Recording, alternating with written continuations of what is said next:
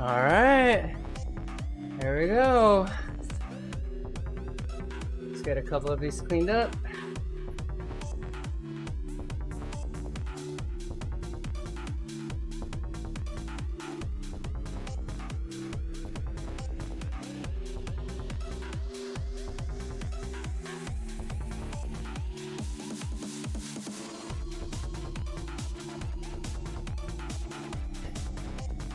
It is like really exciting for a warm-up. Let's move on. There we go.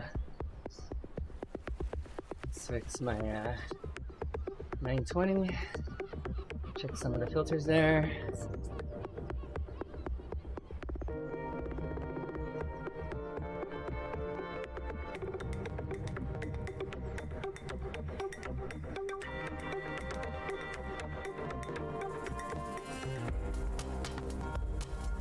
There we go. All right, let's see if I could bring Roger on.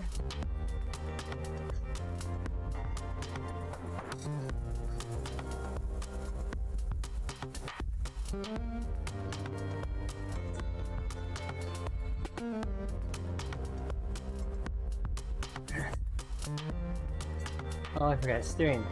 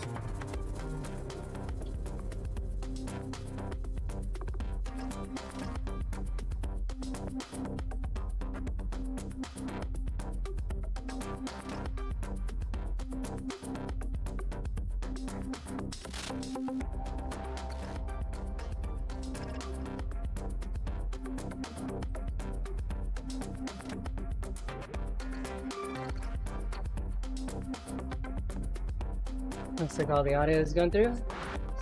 Good, good. All right. Cool. Couple things to clean up here. Let's see.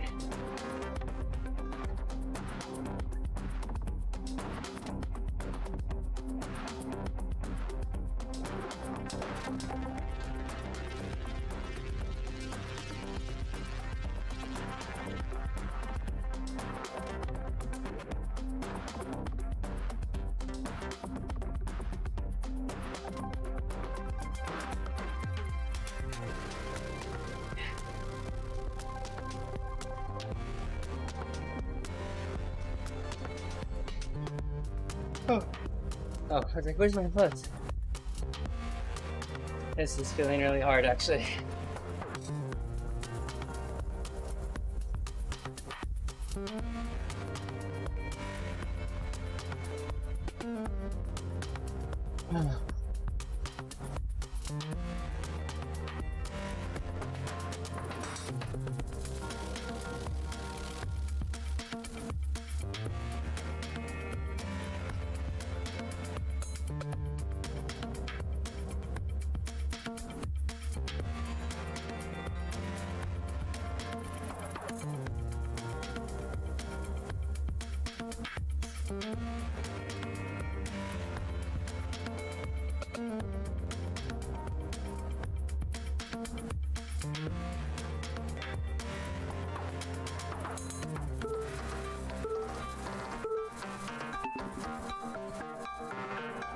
Alright, just a bit more here.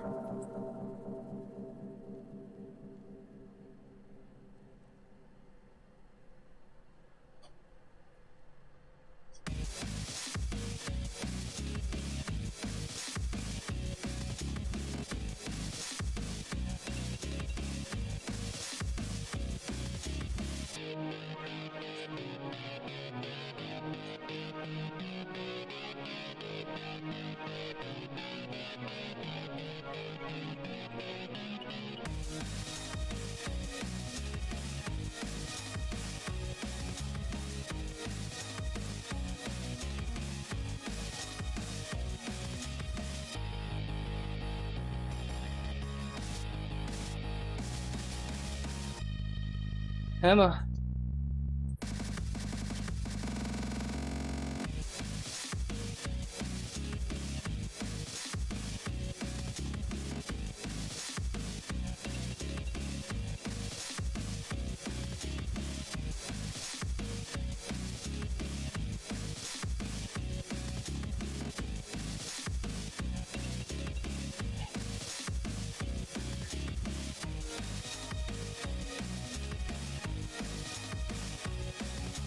Ah, that's good.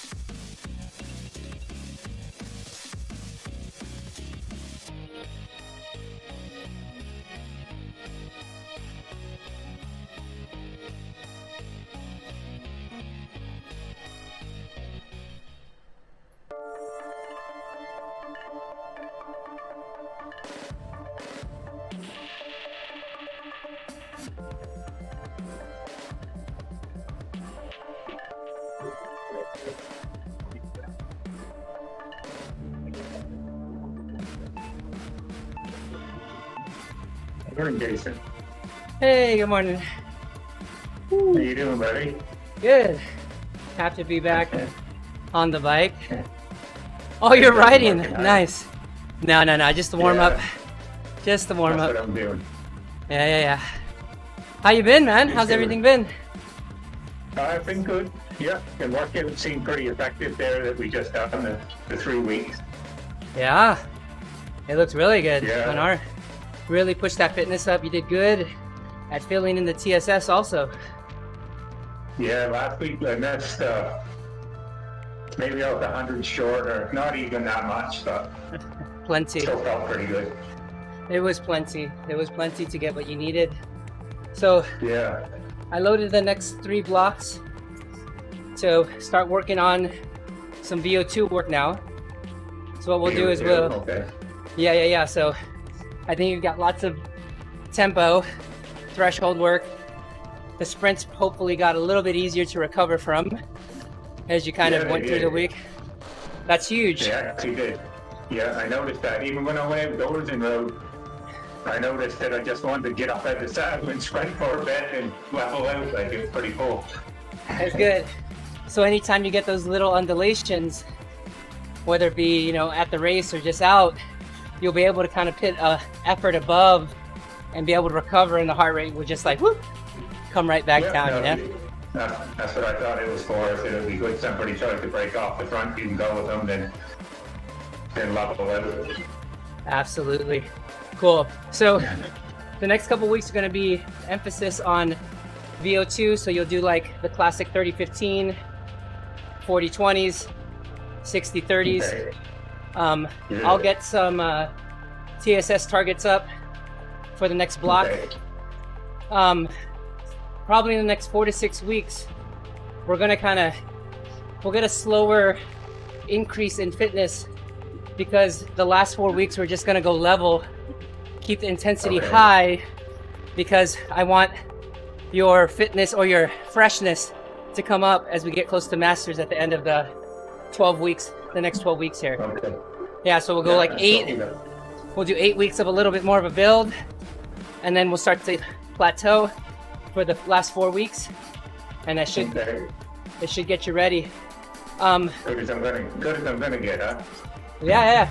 Well, I think this next block of testing, whenever you choose to do it in the next 5 days or so, make sure we're fresh, we get good rest, and fueling. I think we're gonna get a good number, and then maybe with that we could talk. How was the fueling over the last 2 weeks as you started doing the longer rides? Were you getting more food in? How are things going with that? Right, yeah. I don't really know how much to fuel a lot of times, because like this morning I put almost 1,000 calories in me this morning, so really don't need much fuel. Yeah, okay, good.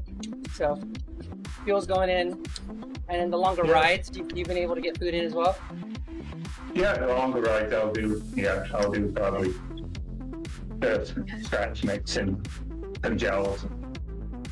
And it's getting to like 50, 60 grams an hour? Where you kind of at with the target? Okay. I think that what little bit I've been using it, I'm aiming for probably a gel every half an hour. Okay, so that's 40. And then a drink. Then a scoop and a half in my drink. So 70. Okay, good.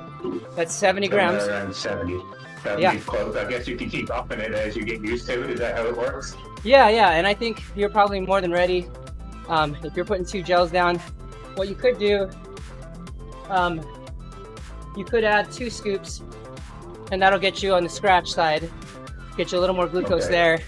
Because having more than 2 gels an hour is a lot. Like just physically having to like go through and trying to put them on. Yeah. So exactly. So I think 2 gels is good. And then getting a little more scratching could be useful. Even something as simple as adding just sugar to the scratch, because at 1.5 scoops, it's pretty decent on like electrolytes. So what we're looking to do is up the carbs.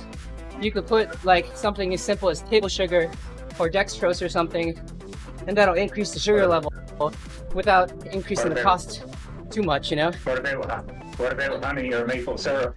Honey. Yeah. That could do it. Maple syrup will do it real easy. It's sucrose, so it's got a little bit of glucose, a little bit of fructose. Right. That works just fine. Just play with it. Do the math. Maybe get yourself to 80.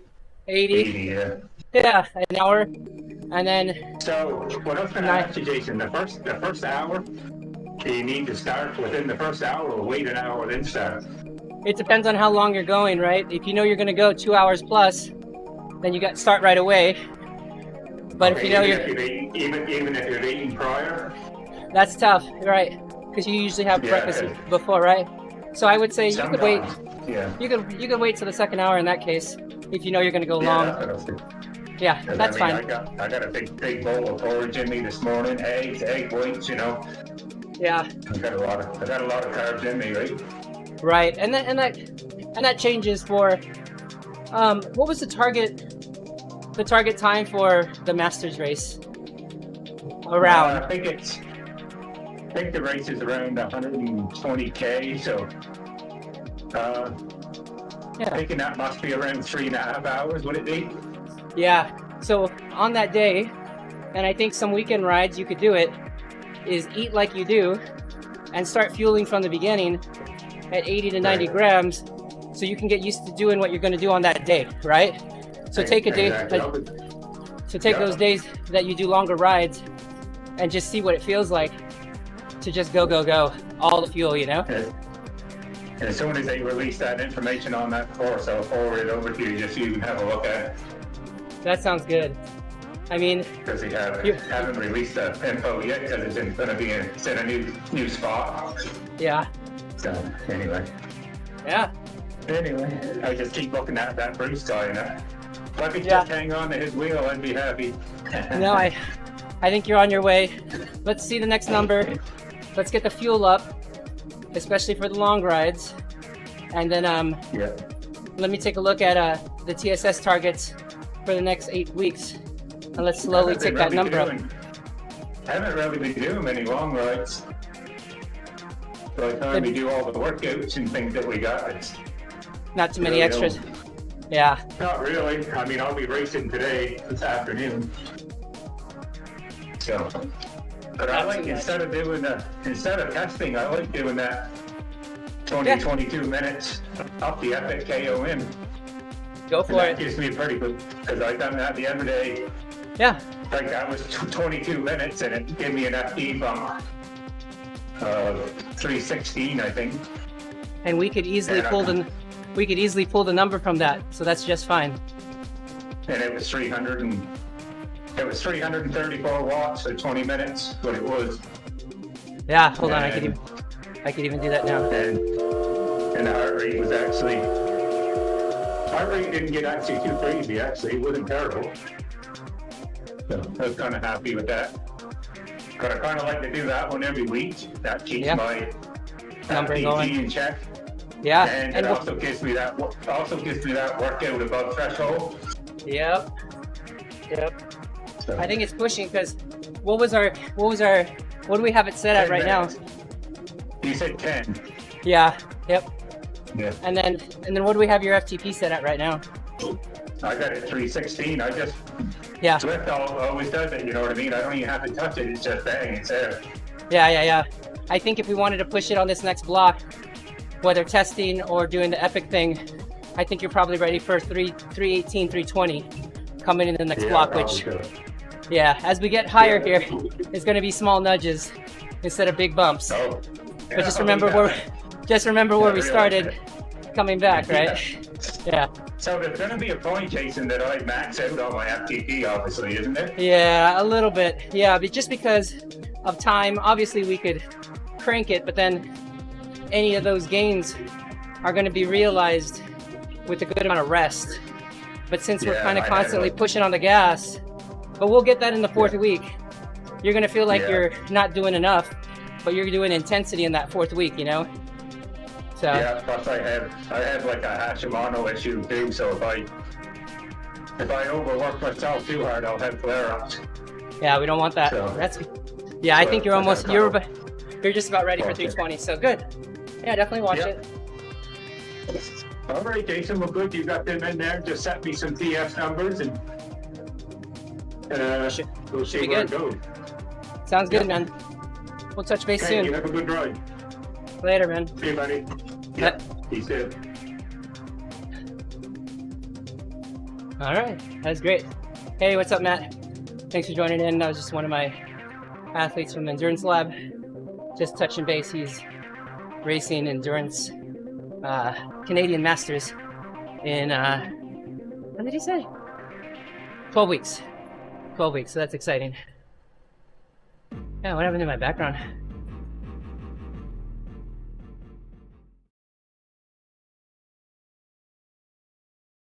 wonder if it's because I changed something. Yeah, that's why. Oh no, it does go away. That means I need to make sure.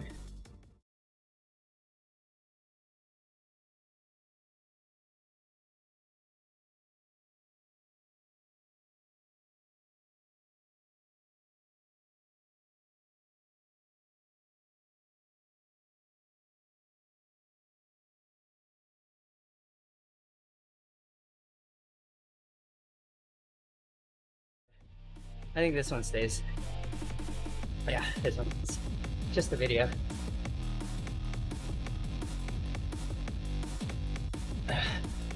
Yeah, 920.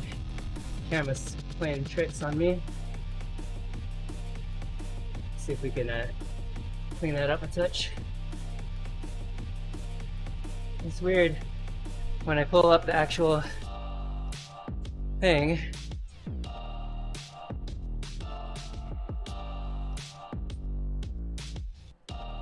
That's good. It's close. Whew. So just a little endurance here, and then we'll get up to threshold work. We'll rock it.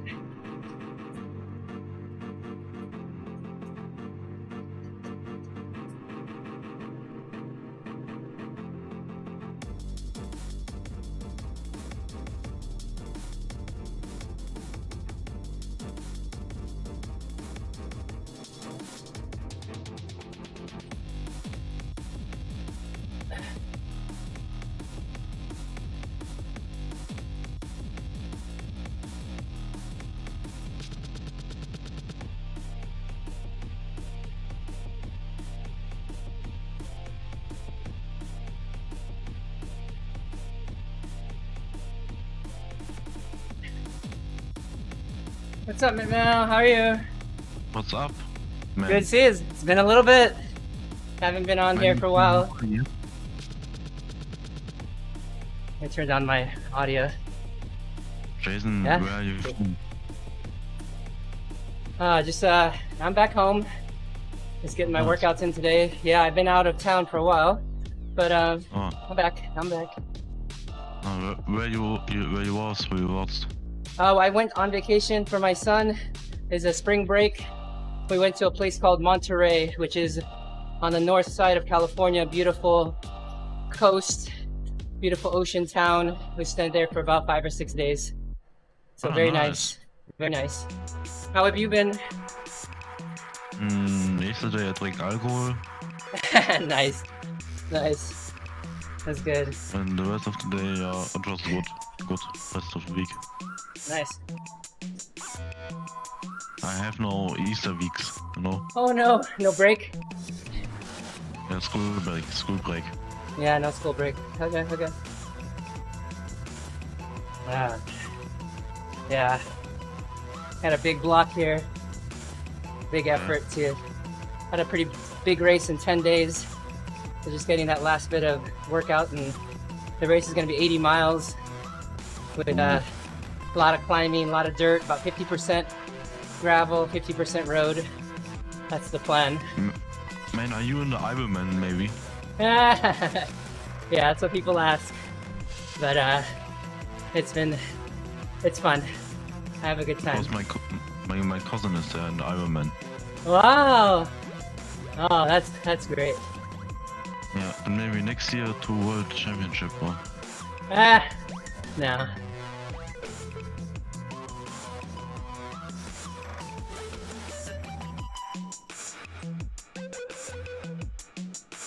I ride today 5 kilometers and I need 1 hour for it. Really? Yeah, man. Man, because it was 4,000, no, yeah, 5,000 meters Meters? up the hill. Yeah. So you only can ride 2 km/h or something, you know? Yeah. That's cool.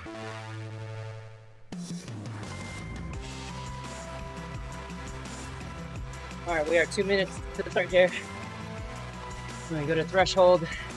We'll go above, on threshold, and then above. 10 minutes here. Oh.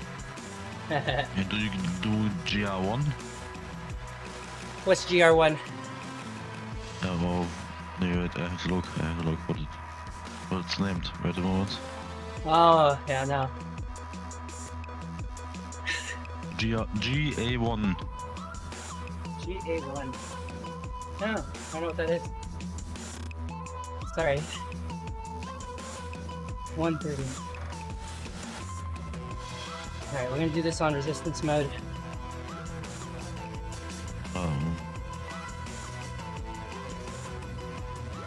See?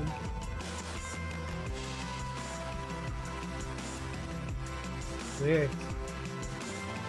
Background's switching out.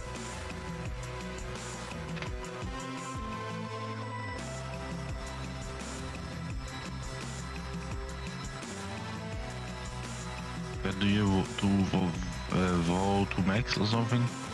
Oh, VO2 max. No, I'm doing threshold. Threshold Oh. workouts.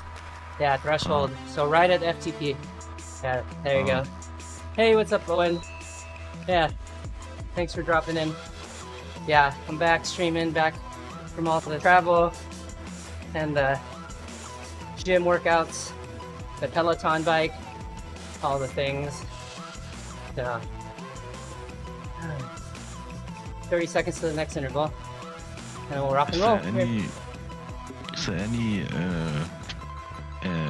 anything when I choose on Wahoo the dirt bike or the weight or the whatever bike? Is there any difference?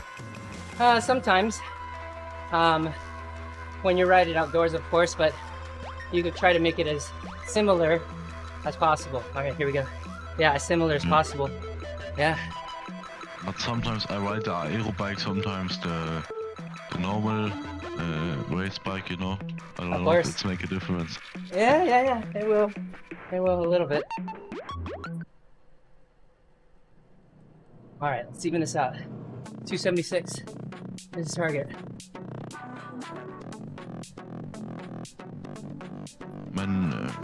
Do you know Igloo? Igloo, they make coolers. No, they make fish. Oh, fish. Okay, yeah. Yeah, you know it? You eat it before? Yeah. I've had it. Yeah, they make very good fish. I make me right now the fish, man. Nice. That's cool. All right, here we go. We're gonna even this out. 276. Target it. Watch that heart rate. Man, why you not in the eSport team? Oh, no time, man. No time. But you know, a racing bike it's on a screen. It's eSport. I know.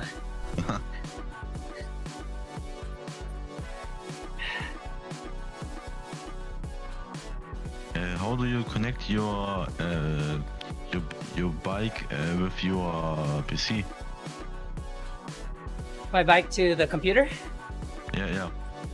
Ant plus ANT is what I use, and Bluetooth. Some Bluetooth also. Because I had Bluetooth stick on my PC and Bluetooth on my bike, but it didn't want to connect. Oh no! How old is the computer? It's the newest you get on the market, man. It's Oh really no! new. Yeah, that's not good.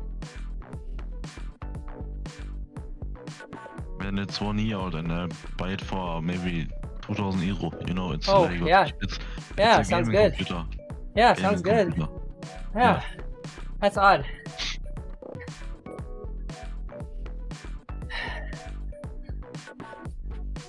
All right, target's good. 278. We're gonna go above, just for a bit here. Check the heart rate. 157. And when I ride 300 or 200, man, my heart rate is 190.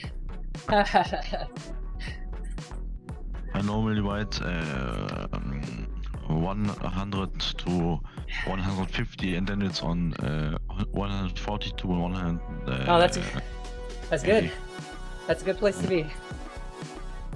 To do lots of miles like that. All right, here we go. We're gonna go up. And I think the other thing in Wahoo something is you have to pedal all the time. In real life, man, you can, when you walk down a hill, you don't have to pedal, you know? Yeah, exactly. That's a hard thing when you starting. Yeah.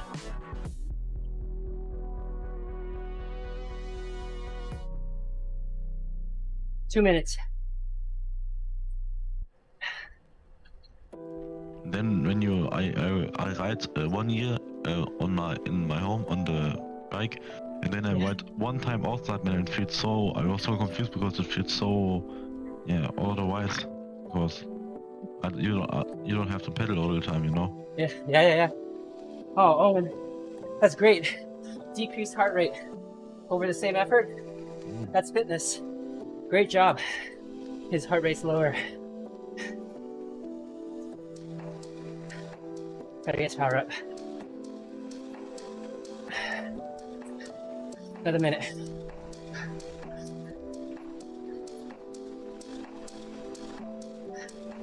Come on.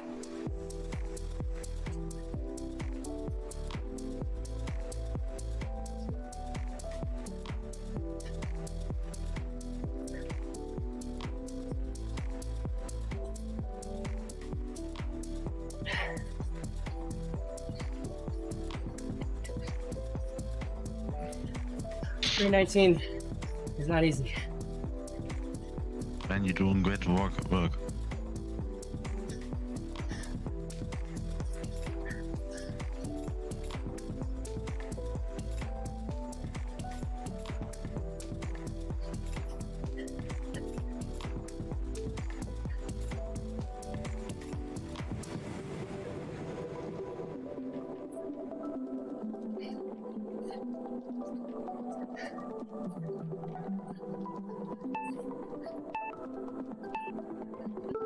All right, even out. 276. Keep it up. And how much kilometers did you ride? Can I what? How much kilometers? Oh, right now? Yeah. 11 so far. 11. Oh man, that's very good, very good. You're doing very great job, man. 3 minutes here.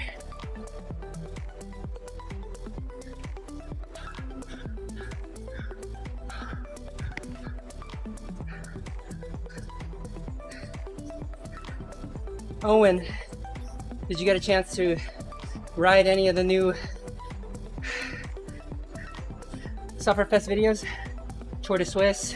Some of the other ones? Me? No. Owen is on the live stream. Yeah. Oh, yeah, man, I think I was and the road we made. Yeah.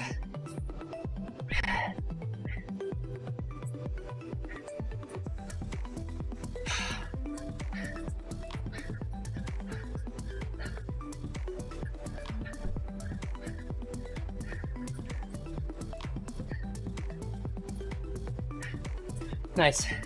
He's done a few. Yeah. They're good, man. Did you end up getting the code from us, right? All the streamers, Endurance Lab, we got codes for everybody. Thanks. Thanks, Emma. No problem. Man, you're doing very good, really.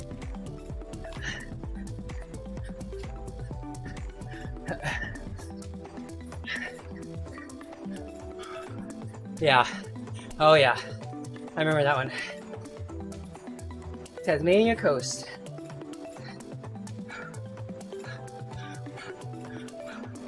Yeah.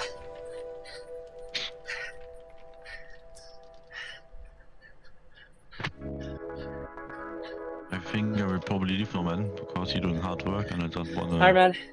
All good. Yeah. I'll catch up with you later. Bye bye. See you.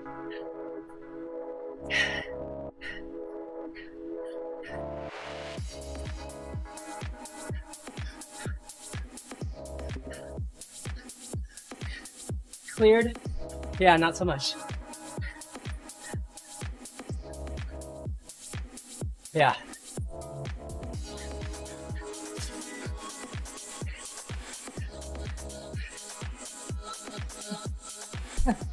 Yeah, let me know if you still have access.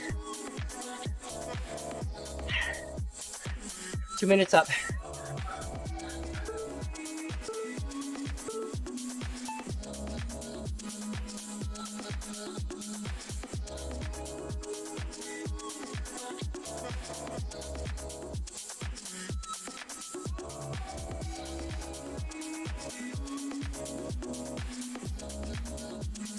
Yeah, that was nuts.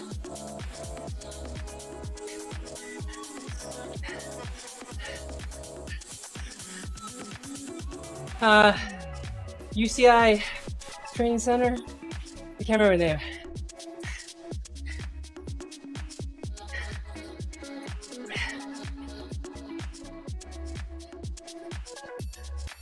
Nice. Good. Still in. Hopefully got 30 more days. 75 seconds.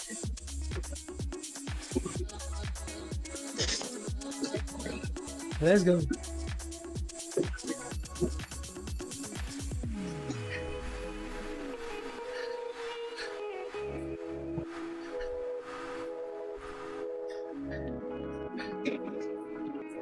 $50 seconds here.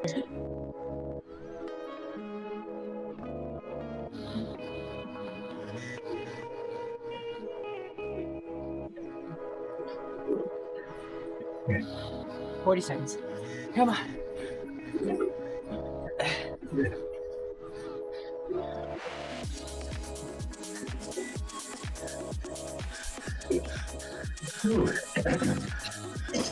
I'm back. You're back.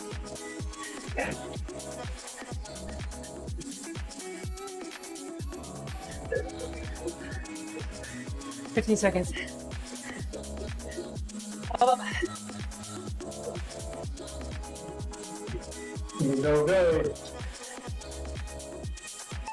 There we go.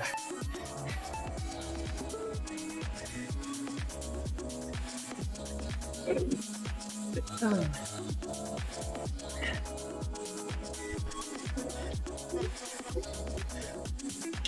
Let's get the cadence up.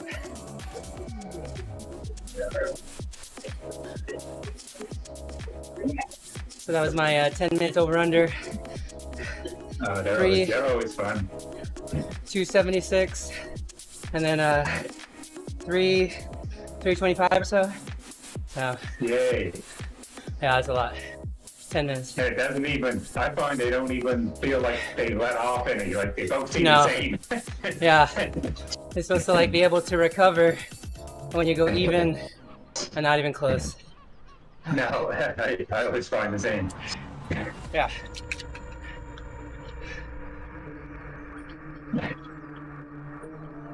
I'm just doing some high keys there.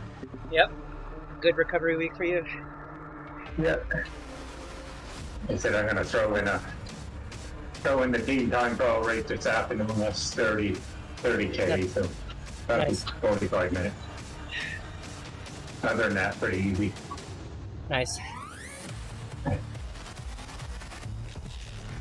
Yeah, I've been able to get outdoors for long, like 6 hours, 5 to 6 hours on the roads. So that's been really good. Awesome. Yeah, Yeah, that's great. practice fueling. You guys have been working with, we're getting up to 100 grams an hour, 1,000 Okay. milligrams of sodium per hour, and you just feel like a champ at the end. Still can put efforts out. Awesome. So every little What is bit, that? yeah. I see some kind of drink there Jumbo Visma was drinking that everybody's trying to get their hands on. I think it's sodium, baking soda base, is it, or something? Oh yeah. Baking soda's been around a long time, but they have a new drink, a new one, right? Yeah. Yeah, So supposed to be. It usually typically Exactly. hurts your stomach, doesn't it? Yep. Yeah, it will. So they Take too much, They it's figured- explosive. they figured out a way to concentrate it that it doesn't hurt the stomach, apparently. So Yeah, Mark 10, I think is who made it. It's called hydrogel. So it encapsulates the molecules to get past okay, the stomach to digest, because that's usually where you get the upsetness. When you put something like Okay. baking soda in your stomach, it just really messes up with the balance inside their stomach. okay. I think this kicker finds a bit useful in some free rides. Yeah, Yeah, and then comes to find for the kicker there, it seems like it hits the muscles a little differently. yeah, Some benefit, as long as the belt doesn't break, like I've been hearing. yep.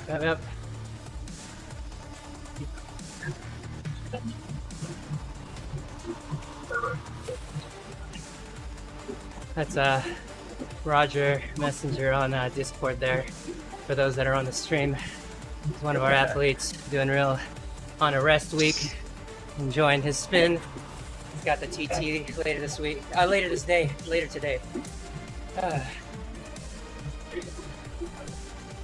Give it a go. So we are 3 times 10 minutes here. Over unders. Actually, it's over overs because it's like threshold and higher, and threshold and higher. So kind of over. But these are the things that make the difference here. And then I cap the beginning and the end with zone 2. Zone 2 work. Really get that TSS.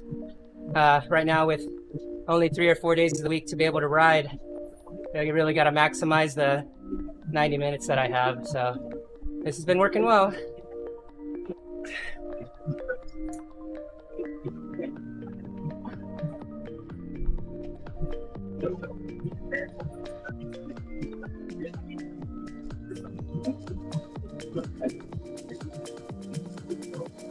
All right, 90 seconds. Heart rate has recovered.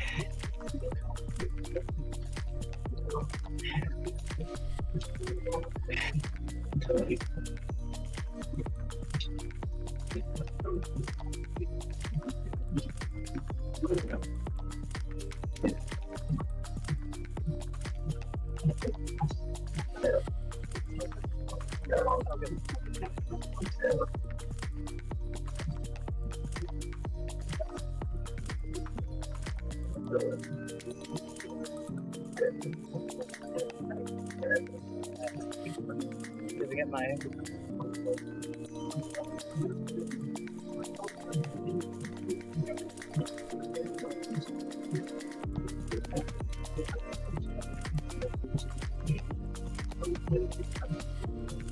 Round 2.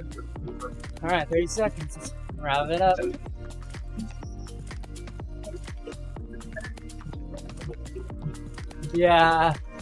Yeah, Ian's pushing for Virtue Pro. I haven't had a lot of time to do it, unfortunately. All right, we get over to resistance here in a second.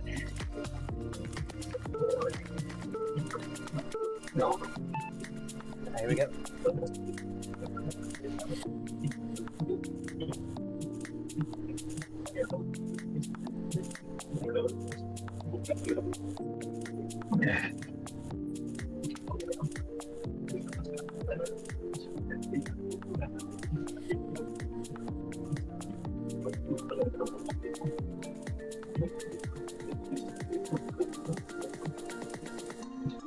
Easy now. Target it. So I'll use resistance mode for the intervals to really work on the stimulus of the legs to make power. Then I'll use ERG in the recovery to make sure I don't overpush on recovery. Really useful to get the right amount of recovery.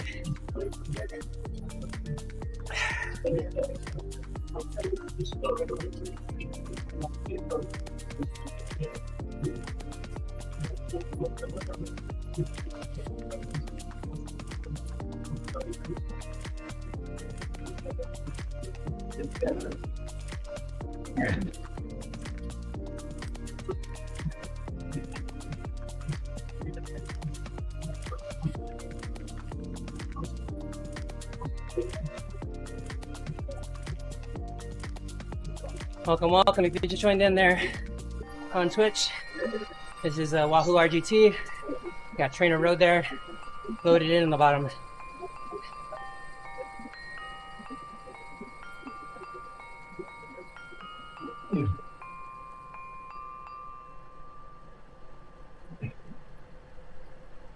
Course we're on, little gravel course.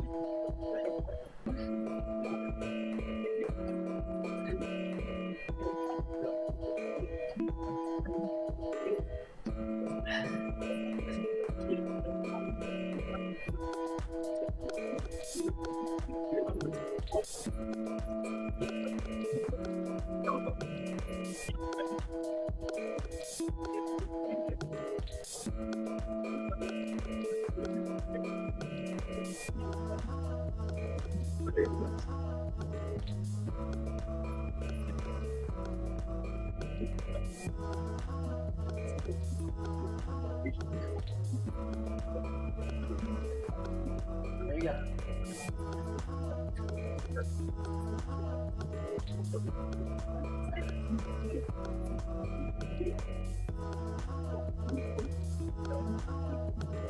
Going up.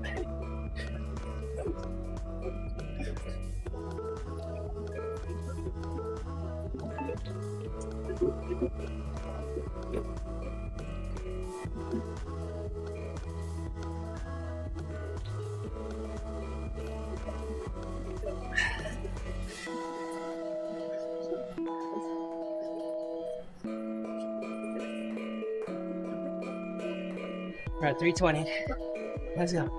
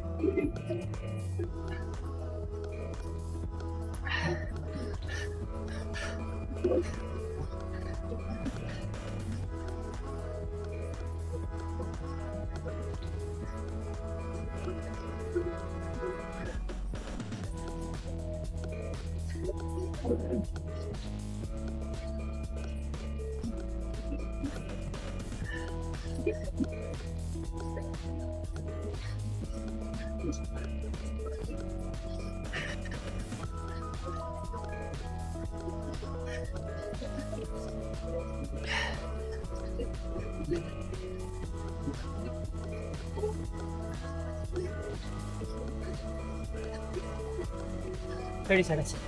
Come on.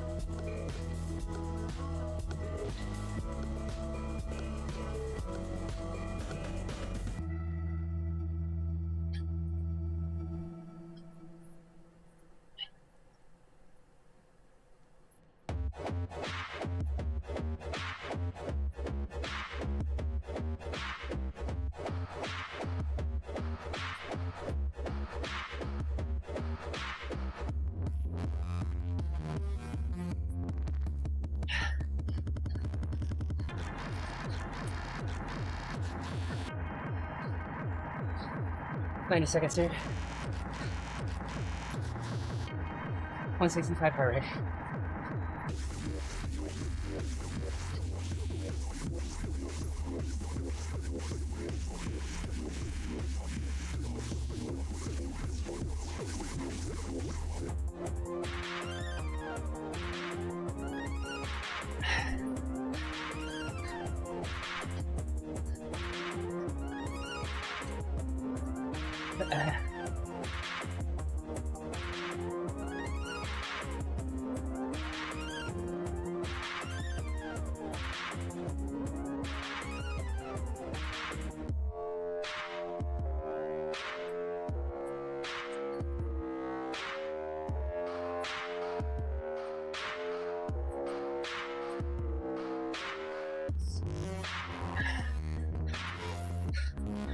There you go, 230 left.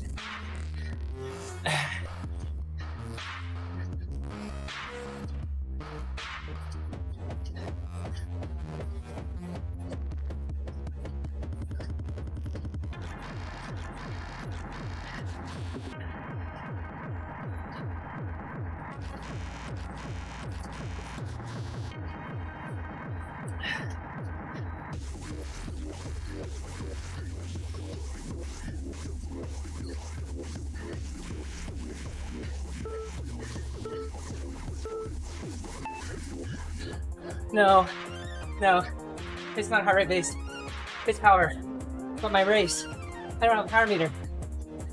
So I've been trying to get a better relation between heart rate and power so that when I'm on the race, I can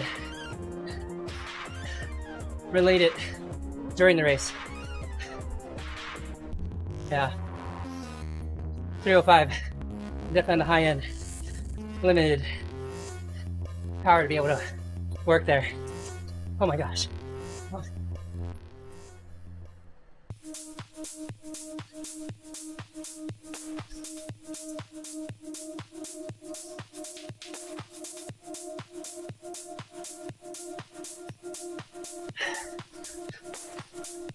So I'm climbing above 165.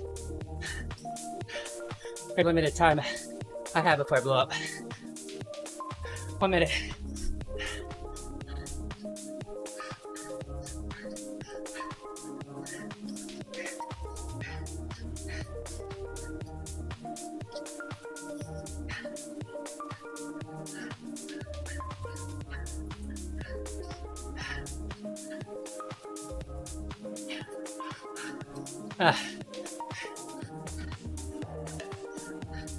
I know.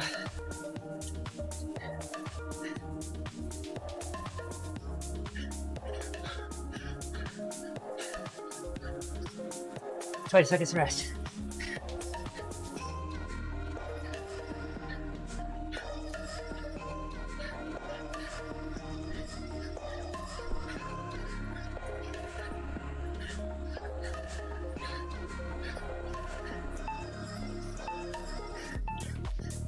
Slow down the fly wheel.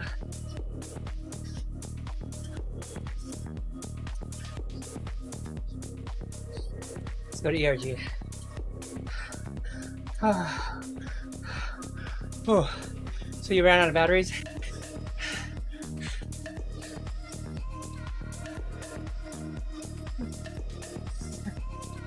I've done that.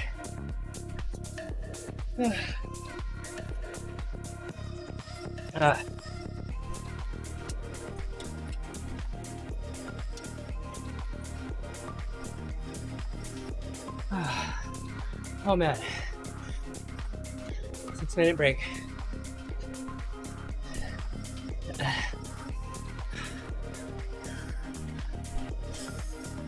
No, I've got enough. Yeah, exactly.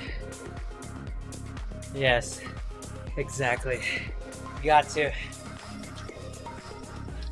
Luckily, gravel bike's got no batteries, but towards the end of a ride, it's got a really creaky rear derailleur shift. It goes when I shift to an easy gear. So I lubed it before. There's so much water, river crossings, and it's gone. So I do something a little better to keep everything lubed up for the weekend. Let's try again.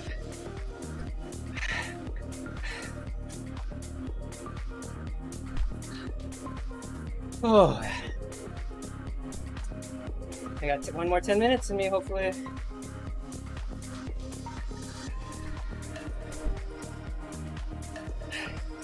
I woke up super tired. A big VO2 session on Tuesday. It was 7 times 50 seconds on 50-second rest, maybe? 50-50s, maybe? Yeah. Times 7. So really pushing that little bit of VO2 and kind of working it from there. Not really pushing it higher, just maintaining that progression level. So that's been good. There's not a whole lot of time to ride. I've got 2 and then maybe a free ride during the week, and then weekend I got a big one, so I'll try to do 90 minutes sweet spot and then head out to the group ride, which will get me 3 to 4 hours, which will be good. Sweet spot to 4, and then I'll ride the gravel bike out on the gravel pressures to practice riding on the road with others. It'll be good. It'll be good.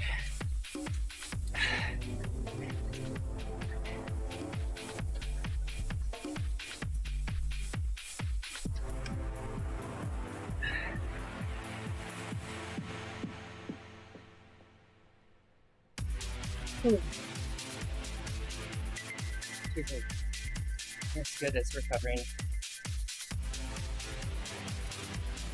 Yeah, 168, above 165. Yeah, not gonna be happy. So I've got to really dial in and watch that. Should put a, I was just thinking, setting an alarm for the first couple hours for 165. Keep me under it. Thing is, after a while, you can't really get it above that. You're just tired. Hour 3, hour 4, etc. You know. You got a million just like this.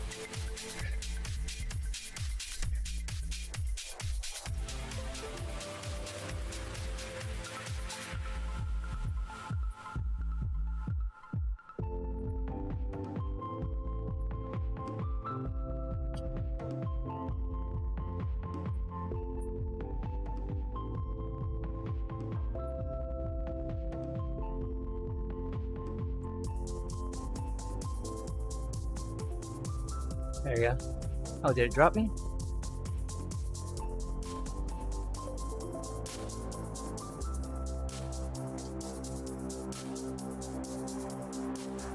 There's the Garmin Edge. So interesting find that Climb Pro has been off and not working when it gets imported to Garmin via Garmin Connect. Really interesting.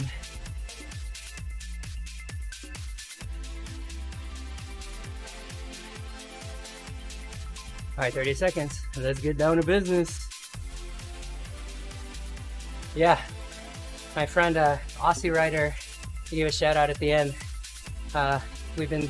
He has been, and we have been experiencing it for a while. That little phase shift, as rides get past 2 hours, it is like not synced up, even on the turns. It's kind of crazy. Yeah, Strava, Garmin, head unit, yep. Yeah, I don't know if it's more recent or it's been a while, but either way. All right, 10 minutes. Let's rock and roll. Let's do it.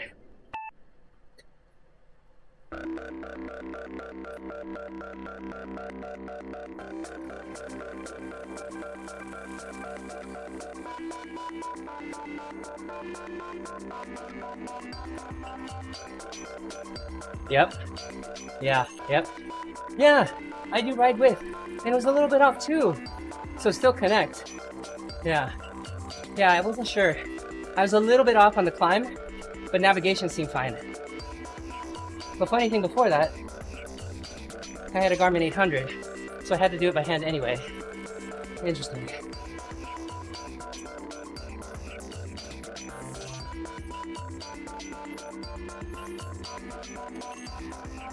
This weekend I'm going to try 2 hours with a straight import.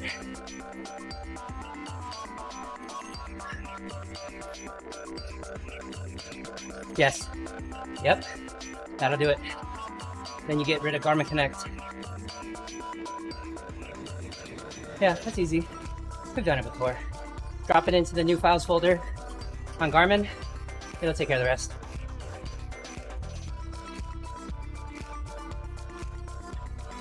Yeah, same with me. Well, 800, 1030. I'm an old man. Can't see. Up close.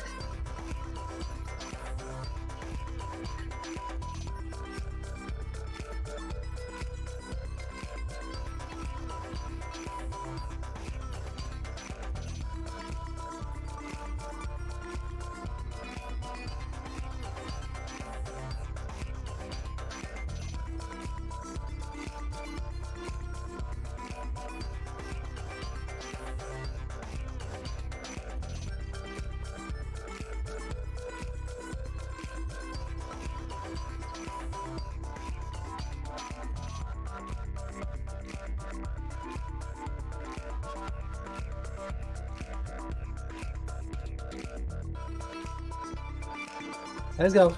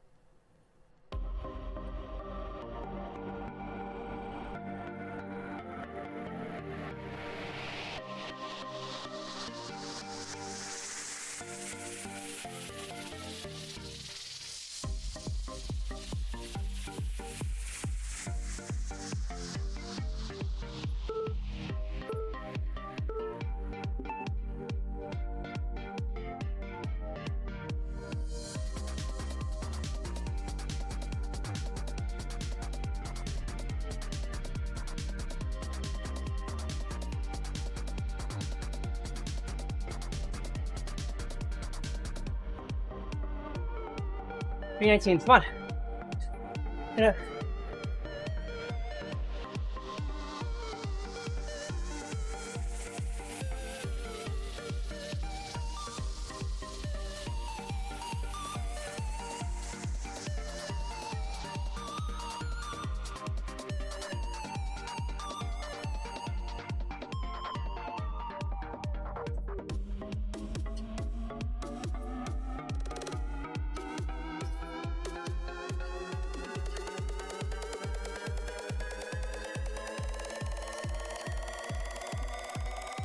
Come on.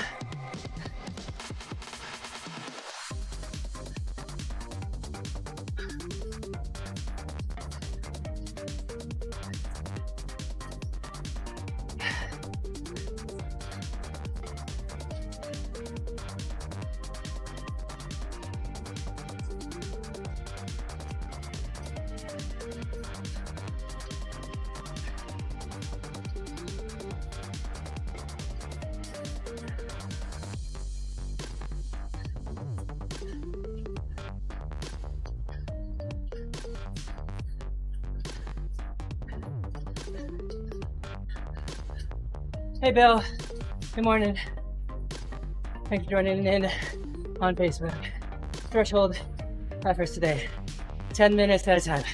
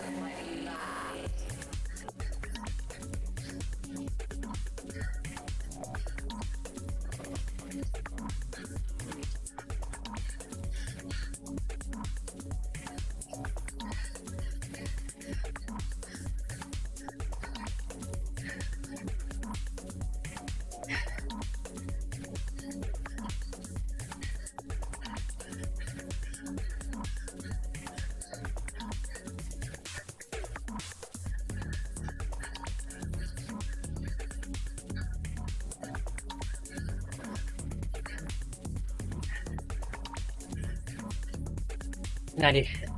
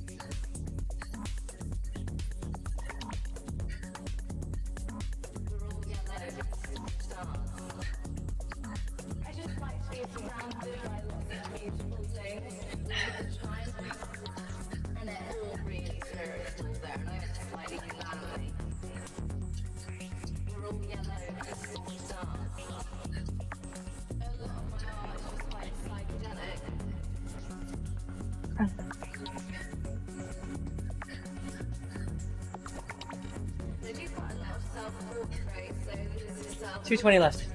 Come on.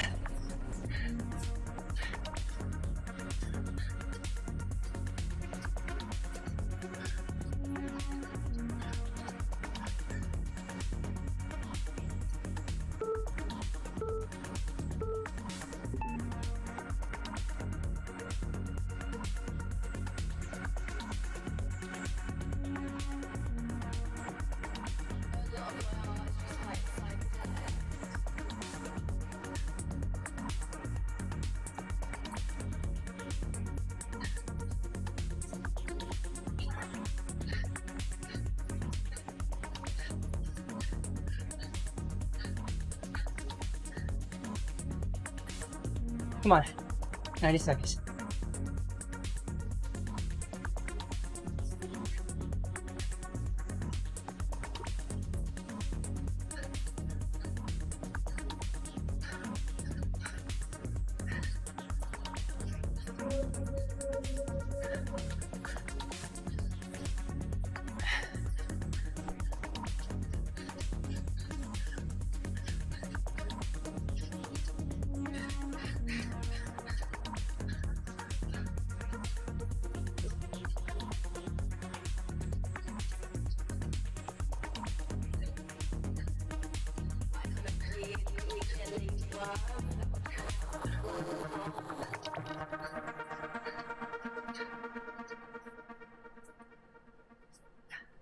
$40 seconds.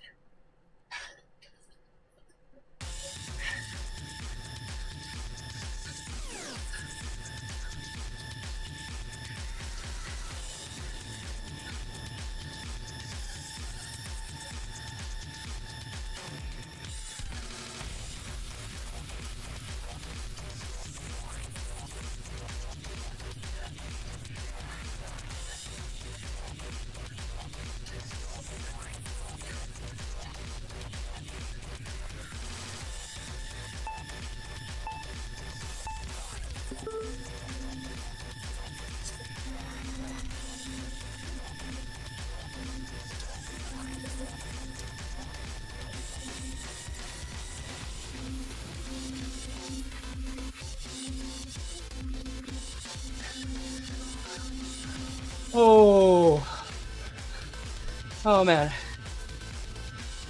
Rough. 30 minutes. Threshold. How much is zone 2 and pair? Zone 2, I mean.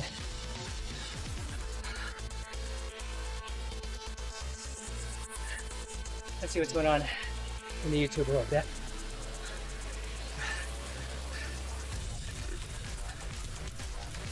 Let's pause that.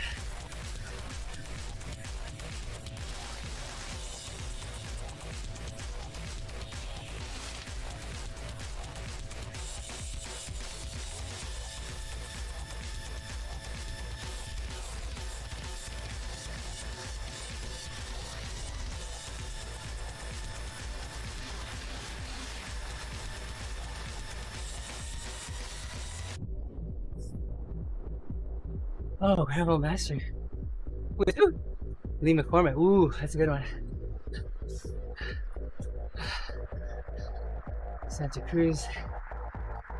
Oh, I did want to see this. See if we can get the audio through it.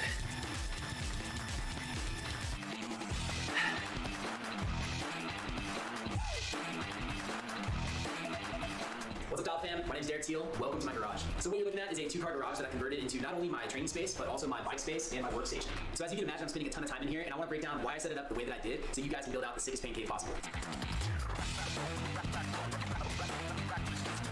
So we might as well start right here. I've been spending way too much time on this thing. The winter in Northern California has been crazy.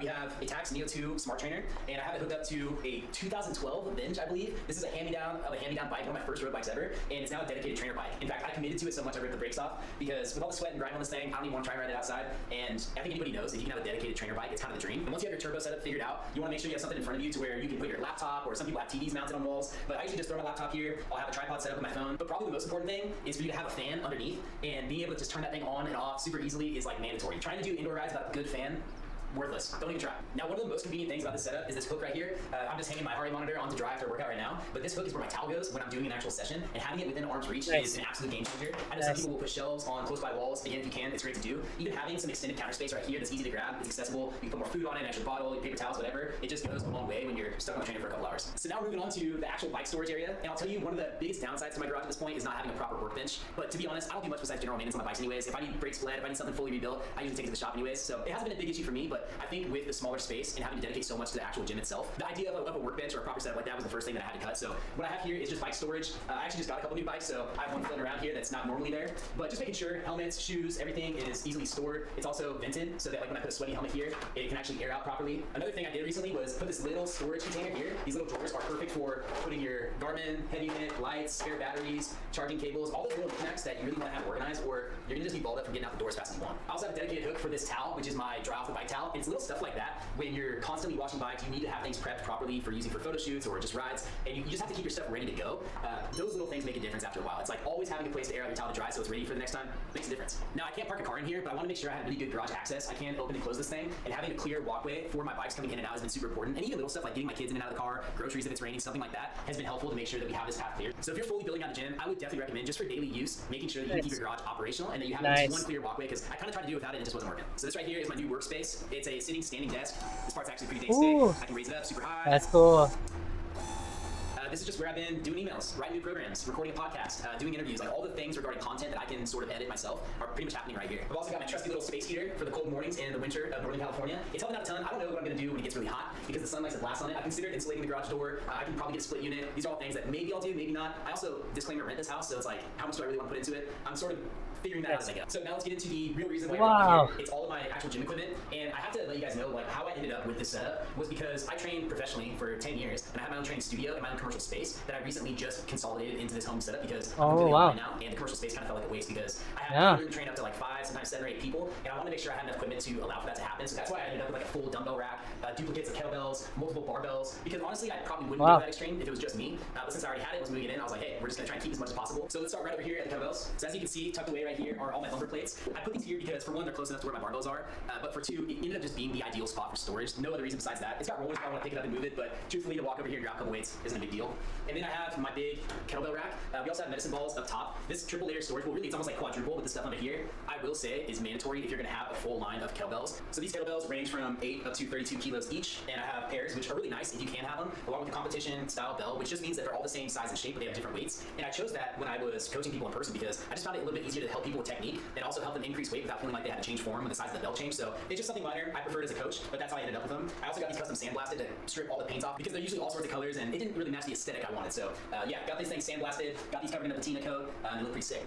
Now what you're gonna see under here is one of the biggest tips I have for building out your own space. It's to find somehow organized storage to put all the random stuff that you have. Like right in here, I have boxing gloves, I have jump ropes, I have attachments for a landmine, I have sew racks and mobility equipment, we have sliders, a bunch of different mobility and deep tissue tools. But this is that kind of stuff that ends up in a corner or just laying around and it looks, you know, messy and not pleasing to the eye. So get yourself a clean little storage. I bought these on Amazon. They shipped in like 2 days, and look at that. Looks fresh. So up top we have the medicine slam balls, which is really good for a lot of power movements. You can also use them for things like Russian twists on the ground. I have some other med balls that are a little bit firmer down here, just to give yourself some variety. I mean, it never really hurts to have different options. You have some more stability pads. We have the endo board down here. I also got a skateboard in here, which works surprisingly well for a lot of workouts, like whether it's an archer push-up or a lunge or like using it like an ab wheel. It's just kind of fun and it makes me kind of get back to my roots a little bit, you know? I grew up skateboarding, so anytime I can bust this thing out, it just makes me kind of stoked in a way. So we gotta move on over to the zone. Obviously we have a full dumbbell rack. This is definitely a luxury that I gained from having the commercial space because if I didn't have that, I probably would have just gotten some adjustable dumbbells. But I'll tell you, there's really nothing better than just using a solid pair of rubber dumbbells, flat corners, nice and stable, full weight options. You don't have to take time adjusting anything. I mean, it is really nice. I have everything from 5 to 70 pounds. I'm actually proud to say I'm starting to use the 70 a lot more, so maybe one day we'll bump up to like 80s, 100s. I don't know if I'll ever need to, but we'll find out. Under here, we have a Bosu ball, definitely handy for stability work. We have more storage. I think in here I have a lot more bands, cones, more mobility. I have my barbell pad, I have my lock jaws, all sorts of stuff. And you can see up on the wall right here, I have my trap So bar. high. I usually use my trap bar like once a week. It's without a doubt my favorite heavy exercise. I could go on and on about it, but it is a pain in the butt to store. So Yeah. I ended up mounting this 2x4 up on the wall to Yeah. like 6 different studs. I have some heavy duty hooks, and that way I can Okay. get the sucker on and off the wall without worrying Yeah. about falling or even just taking Yeah. up space. Huh. Interesting. Do that. Yeah. Nice. So now we're moving on to the one thing I bought specifically for the garage, and that was the Oh, squat it- rack. This is it actually a foldable folds squat up. rack, so I can just pop the pins on the bottom and fold it into the wall if I wanted. That's cool. And I don't see myself needing to do it, but a lot of people use it who may need to get cars in and out of their garage. And it's just overall a little bit smaller. It has vertical storage for the barbells, so it's really easy for me to keep these suckers out of the way. Also keep them away from my kids, which is good. I have the bands hanging right here. I have my TRX strap hanging from the pull-up bar, which, to be honest, is like the most used thing about this squat rack. You know, I roll with a barbell maybe once a week at the most, maybe during the off season twice a week, but I'm doing pull-ups every single week, and I use this Nice. thing for mobility a ton along with my TRX strap. Now, of Nice. course, I keep my bench right here, and I'll tell you, I had multiple benches at my studio, and the one that I kept was my adjustable bench, because you just being able to do that opens up so many different workout options opposed to just having a flat bench. So if it's between having adjustable and flat, I would definitely go adjustable. And this Rogue bench happens to be an absolute tank. I mean, this thing's got to weigh like, I don't know, 80 pounds, maybe more. So it's indestructible. I love it. Easy to use.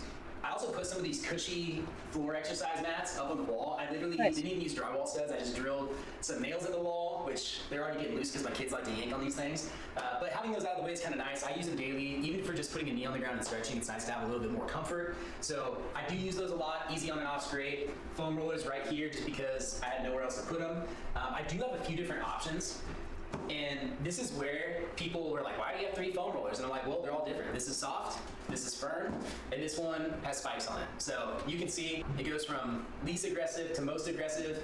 And that's why I'm keeping all these suckers. Now we move to this corner right here by the door. I'll tell you, the thing that is crucial is having a mat by your door. My garbage can is on the outside of there, so it's constantly being walked in and out. This thing actually saves so much dirt from being dragged onto the floor. But I'm also at home, so it's easy for me to grab the vacuum once a week and just keep this place somewhat clean. So when I roll around on it, I don't feel like I'm picking up, you know, dust and leaves that get dragged in and all that stuff. But overall, this whole side is really simple because I wanted to be able to move things in and out from this wall. So I had a big, clear, open space to film content for Instagram, for my website, for whatever. And I can just move this stability ball. I can move these pile boxes.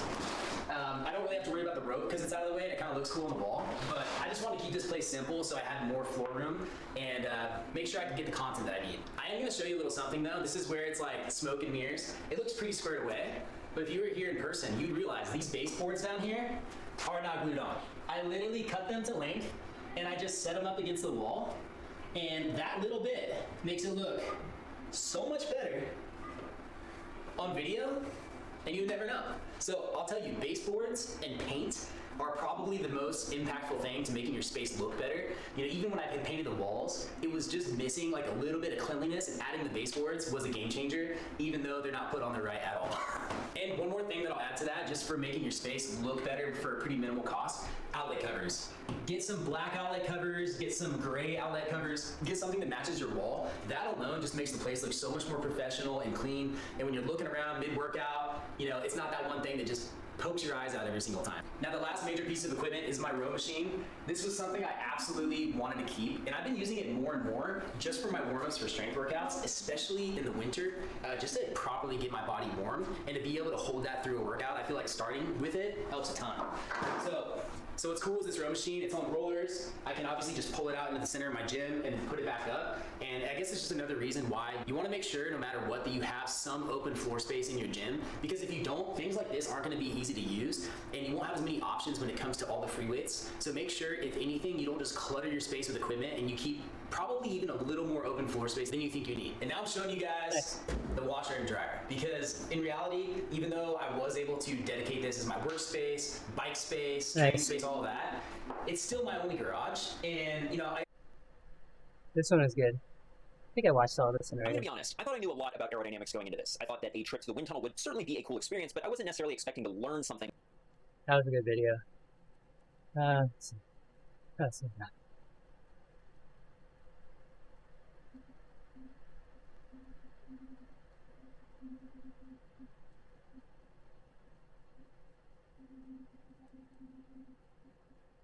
Oh man, I've been loving this right here. You're in the kitchen. Okay, here we are, game Oh, three. I already watched this. You saw in game 2, they mitigated Julian. They kept going to his back. Yeah, I did watch that one already. I did want to see this.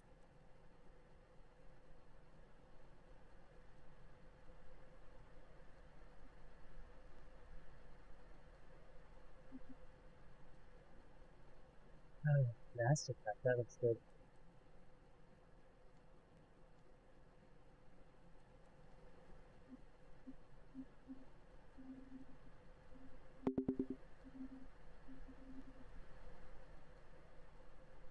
Oh wow, what's going on here? K&N Air Filter. K&N Air Filter is the official air filter of Formula Drift. All the way out, listen to Mr. Chelsea DeNova.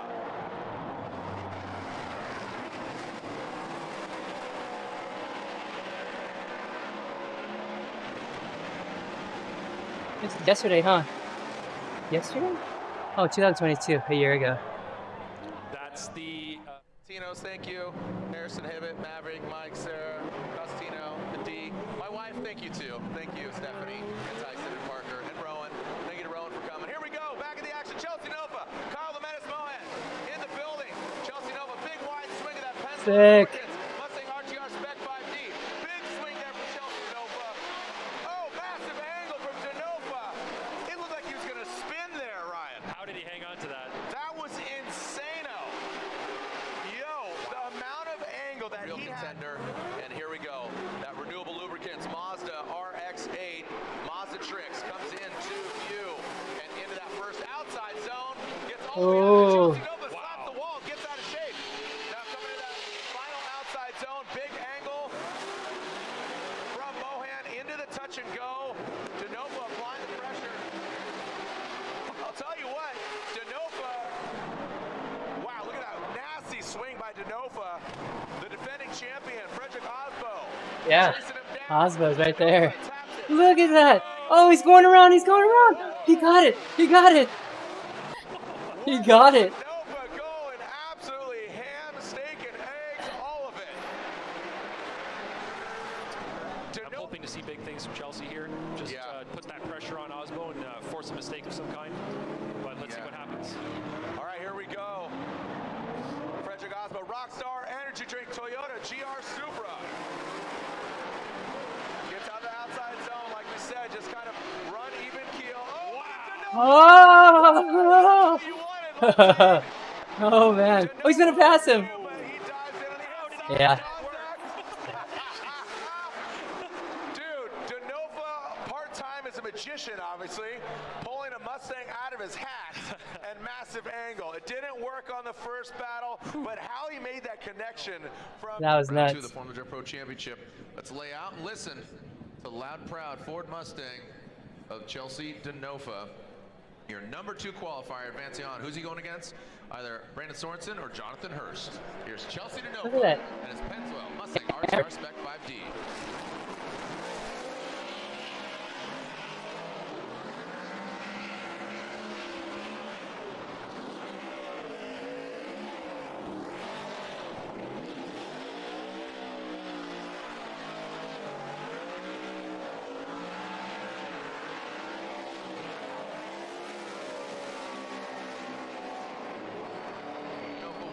Now keep in mind, Chelsea, your number 2 qualifier, goes across the nose of that BMW, initiating into that first front clip.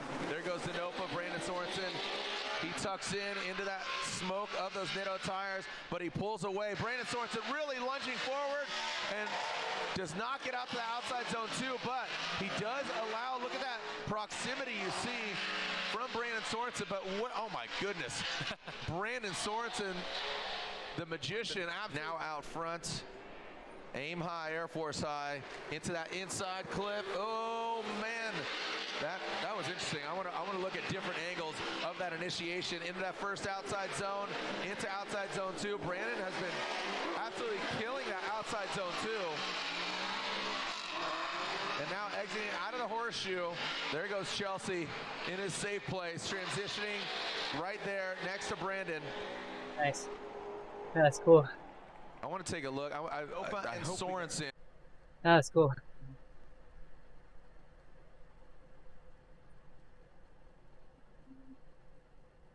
That's a year ago.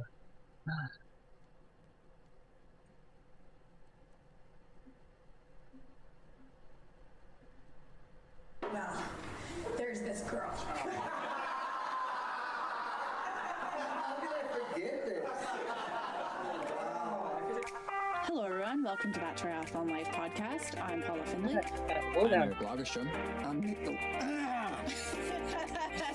Wow, and I'm Nick Goldston. With a little voice crack. I have the power to edit that out, but I might not. Yeah, it's kind of. You don't have the comedy. You don't have the power to edit it out of the video. Oh, shoot. Okay. We're here in Oceanside post-race, recording both a little bit of the vlog and podcast at the same time here in the van before we all split up. And Nick and I go to Hawaii to shoot a film, and Paula goes to Flagstaff. Thankfully, my mom is here and she's going to help with the drive, help with Flynn, and has been insanely helpful all week in general. So, yeah, we're doing this from the van because it's the last time we're kind of all in person together for the next couple of weeks. A little fresh post race. It's not like the most fun time to talk about race recaps when things didn't go well, but I'm putting on a smile and we're going to do our best. So, what day did we show up? I don't even remember now. Was it Wednesday? All right, that is the end of Santa Monica mini camp, and we are heading to Oceanside. Whole fam. We're gonna meet your grandma. She can take care of you while we do work. Okay. We showed up Wednesday afternoon, and the nice thing about Oceanside is that Oceanside is just great. Like the vibe here is great. We love the city. We love like the people and just the atmosphere and everything. And the weather is usually good. We did have some rain this time, and that impacted a little bit of our bike riding, but for the most part we were able to get in everything we wanted to do, ride our TT bikes on the beautiful bike path here, and kind of get into race mindset starting from day one. Yeah, so there's not that much variety in terms of riding here, right? It seems like you guys and everyone kind of does the same ride. I think if you've got like 4+ hours, you can go and get out a little bit and do some cool stuff. If you're just trying to do pre-race tune-ups, the bike path that goes right inland from the pier area where the race starts is just, it's easy, it's simple, you don't have to worry about cars, and you just kind of get in the pre-race pickups and all that kind of stuff. Yeah. All right, we're 2 days out from the race. We're going out on the course for a little ride. Not the course. We're going on the bike path for a little ride. You've seen the bike path probably at this point. It's sprinkling. Seems like a real chance that this could be a very cold race. Yeah, I don't know. I feel like we feel good, but you never know. Cold.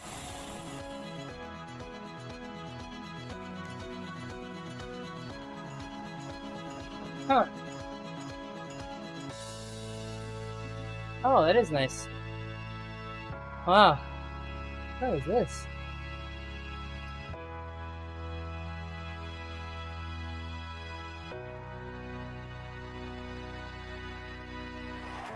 Alright, scratch everything I said about the rain. The sun just came out. Coast storm Nice. wave. It is sick. Yeah. That's Light, cool. bro.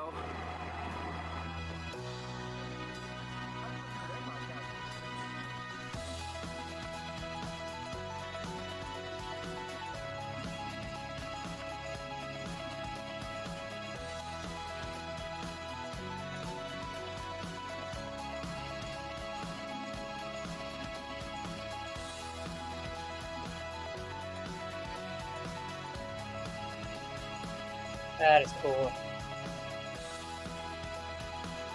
And then the next day, Thursday, the day after, we did the... Thursday was probably the coolest thing that we have ever done as TTL, as a little company in the community that we've built, and that was, we did a partnership pop-up concept pod recording hangout run with On, Paula's run shoe sponsor, and we did it at a coffee shop that we've been to a lot of times down here. Communal coffee. On was incredible and helped us buy the whole thing out and brought shoes for people to try on. We had a run, and wow. It was so cool. We just all were kind of like blown away and talking about it after we got back, and just how awesome it was to see how much everybody there felt like they were part of something. They were connected to us and connected to each other, and that's exactly what we set out to do with TTL on day one years ago. So. There we go. We got it.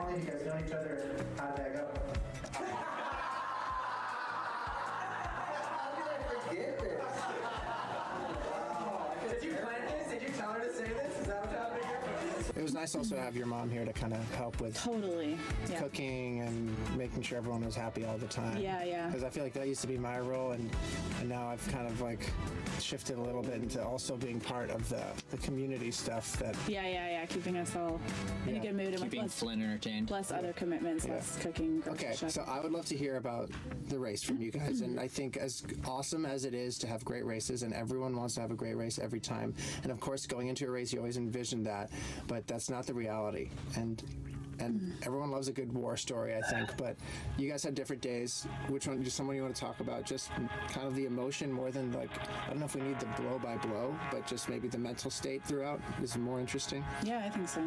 Yeah, I felt pretty good. I felt like as I went to bed each night that I was like optimistic about having a good experience during the race. I was like not really drawing any conclusions about where I would place, but I felt like my body and my head was in a good spot to like go out and go hard.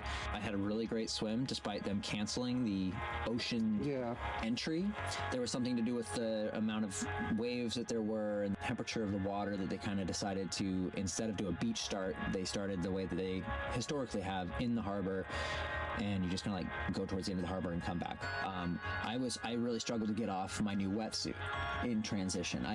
I've like practiced it a few times, but the oceanside run, for people who haven't done it, you run out of the water for like, you do a full tour of transition in the pier. It's like your wetsuit dries off a little bit during that run, and it makes it a little bit harder to strip off. And that like probably 8-9 seconds that cost me, I was just off the back of the lead group, and Ben Canute's at the front of that lead group going absolutely maximum effort to try to drop Jason West and Matt Mack, fast runners who were with him.